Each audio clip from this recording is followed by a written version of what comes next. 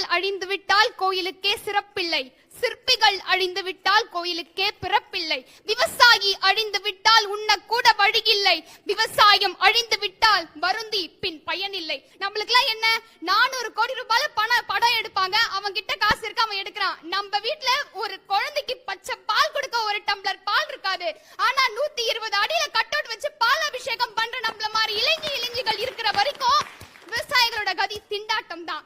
எப்போ தெரியுமா இந்த நிலைமை மாறும்? நிலத்தை விற்று பணத்தை போட்டால் வங்கி வட்டி தரும், வாய்ப்பசிக்கு ரொட்டி தருமான்னு கேட்கும் போது மட்டும்தான் நம்மளுக்கு விவசாயிகளோட அருமை புரியும். இந்த ஃபியூச்சர் ஜெனரேஷன்லாம் விவசாயம்னா என்ன, விவசாயினா என்ன அம்மா அப்பா கிட்ட கேட்கும் போது கூகுள்ல போ, விவசாயத்தை அடி, விவசாயத்தை பத்தி படின்னு சொல்லும் போது 5 மார்க் 10 மார்க் கொஸ்டின் அங்க வரும். ஆனா சாப்பிடுறதுக்கு ஒரு வாய் சோறு இருக்காது.